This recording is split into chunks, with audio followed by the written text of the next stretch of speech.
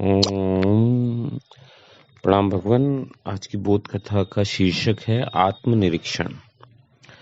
एक महात्मा ने अपनी आत्मकथा में लिखा है कि उन महात्मा के पिता जब मृत्युशैया पर थे तो उन्होंने मुझे अर्थात उन महात्मा को अपने पास बुलाया और तब उनकी आत्मकथा कहती कि तब 14 वर्ष की मेरी उम्र थी और मुझसे कान में उन्होंने कहा कि अगर मैं कोई सलाह दूं तो तुम बुरा तो नहीं मानोगे।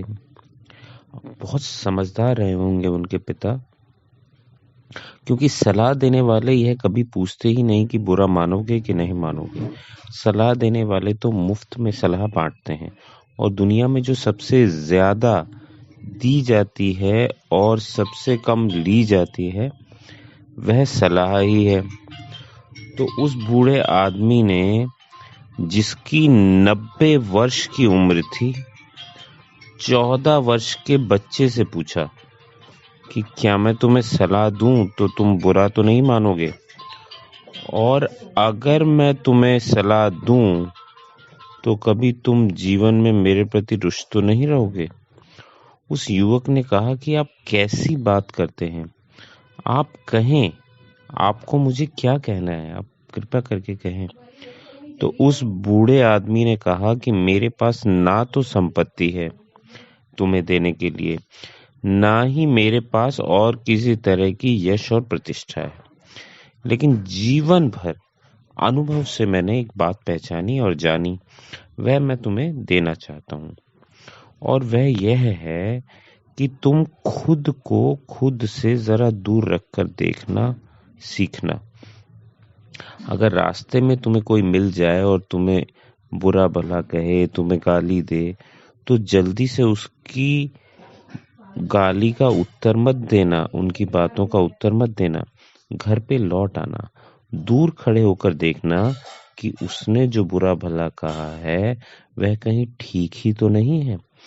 अगर वह ठीक हो तो उसको जाकर धन्यवाद दे आना कि तुमने मुझ पर बड़ी कृपा की और एक बात मुझे ऐसी बताई जिसका मुझे पता ही नहीं था। और अगर वह ठीक नहीं हो तो तुम उसकी चिंता ही छोड़ देना, क्योंकि जो बात ठीक नहीं है उससे तुम्हें प्रयोजन ही क्या। तो उस महात्मा ने अपनी आत्मकथा में लिखा है कि फिर मैंने पूरे जीवन इस बात का ध्यान रखा।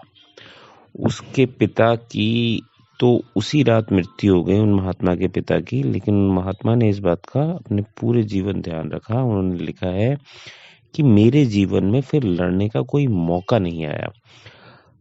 मुझे भला बुरा बुरी बातें, गालियां तो बहुत लोगों ने बहुत बार दी, लेकिन पहले मैंने उनसे कहा कि मित्रों रुको, मैं जरा घर जाऊं, सोच समझ कर आऊं और फिर मैं आकर तुम्हें बताऊं।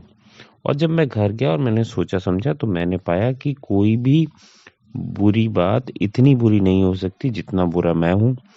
मैंने जाकर धन्यवाद दिया और कहा कि मित्र, बहुत बहुत धन्यवाद और सदा स्मरण रखना, और जब भी जरूरत पड़े और तुम्हारे मन में कोई बुरी बात आए मेरे लिए तो उसे छुपाना मत, मुझे कह देना।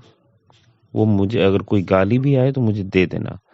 जैसे जैसे व्यक्ति का आत्मनिरीक्षण गहरा होगा और कुछ और ही दिशा में, तो वह व्यक्ति कुछ और ही दिशा में अपने विवेक को जागता हुआ पाएगा। तो ये आत्मनिरीक्षण का उस महात्मा ने लिखा है कि ऐसा सूत्र उनके पिता ने, ऐसी अंतिम सलाह दी उनको कि जिसके वजह से उनका पूरा जीवन परिवर्तित हो गया और शुभ हो गया। तो आत्मनिरीक्षण ही बहुत ही महत्वपूर्ण सूत्र है जो जिंदगी में क्रांतिकारी परिवर्तन लाता है।